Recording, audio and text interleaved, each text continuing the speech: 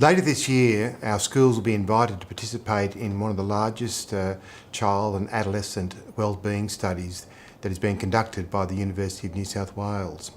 While there's no obligation for teachers in school to be involved in this survey, we certainly are encouraging schools to participate. It's a study that's being conducted in conjunction with the Department, Family and Community Studies and the Ministry of Health. We believe it has the potential to provide very rich data about our young people, their health and mental well-being. So we urge our schools to participate where possible in this very important survey. My name's Vaughan Carr and I'm a professor at the University of New South Wales and the lead investigator on the New South Wales Child Development Study. I'm leading a large team of investigators that have been working very hard on preparing for this study over quite a number of years. Well, I can imagine that principals would get asked to include a lot of things for their students, not just surveys, but they'd probably be asked to cram ever more material into an already crowded curriculum. So we have to make it very clear that there is something very special about this particular study. And I might begin by just describing the core of it. The core is to conduct a survey of children's mental health and well-being at the age of 11 when they're in year 6 in school, and we want to do this through all schools in New South Wales. The cohort in year 6 is of course the same cohort that entered school for the first time in 2009 and on whom the Australian Early Development Index was conducted. So what we're able to do at a very basic level is look at what the Early Development Index predicts in terms of mental health and well-being some 6 years later. So that's the core of the thing. But the real strengths of the study are several-fold, actually. First of all, it's a population sample. So it's all of the Year 6 children in 2015. So there's about 90,000 of them. So it's a whole of population survey, which eliminates all of the bias that you get with selection and so on. Secondly, it is involved engaging all 3 school sectors: government, independent and Catholic school sectors, and all of the organisations and associations that are linked with them, the parents' associations, the teachers' organisations, the principals' associations, and various stakeholders. And we've had to engage with them over several years and build up a groundswell of support, which I believe we've done, and I believe it's actually about to increase. The other strengths of the study are its record linkage component. Now, surveys by themselves have limited utility, but when you link using privacy protection protocols, the survey data with birth records, health records, parental records, school records, and so on, you can build up a broader picture of the development of children's mental health and well-being and their school performance and their general health, and link it in intelligible ways to information that can guide your prevention programs and your policies for health promotion and the advancement of education. So record linkage is a real strength. The other thing, of course, is that it's a longitudinal study. What we're doing at the moment provides the foundation for following this cohort through adolescence and early adulthood, using record linkage methods, confidential record linkage methods, so that we can look at the early childhood predictors of subsequent mental health, mental disorders, school success, academic success, school dropout, and other social outcomes in the longer term. And of course, linking with our partners in education, in family and community services, and in the Department of Health, we are in a position to potentially influence policy development and program improvement in very important ways. Nowadays, there's a great deal of attention paid to the nexus between mental health and well-being on the one hand and educational achievement on the other. We know that they're closely linked, and we know that each is important for the other. And this study will help us in identifying the mental health correlates of educational achievement or failure in educational achievement, and help schools to develop programs and policies that promote mental health, knowing full well that it will improve educational outcomes as well. And the second important answer to the why question is that our study team will provide a summary of the results of the Middle Childhood Survey to each individual school.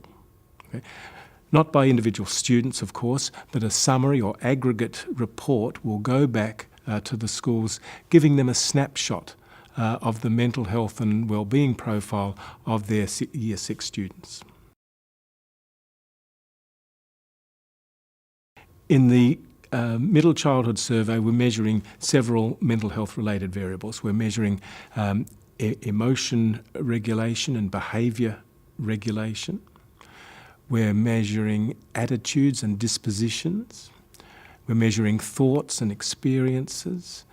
We're measuring social skills and communication competence, measuring sleep function, and aspects of the child's social network and family networks. We'll be able to provide information or scores on all of those dimensions to the schools, and together they will give a profile really of the mental health and well-being of the students in the school. We'll provide that information not only at the individual school level in summary form, but also at the sector level, in the Catholic education sector, for example, by diocese, in the public sector, by particular education regions, so that the individuals concerned with policy development and programs to promote mental health, improve education outcomes, can have access to this material for their own purposes. In the first instance, we will be emailing all of the principals of primary schools in New South Wales in the beginning of Term 2. And we'll be asking them to agree to allow their school to participate in the survey. The principal just has to do a couple of clicks on the computer to indicate their acceptance or rejection of the conduct of the survey in their schools.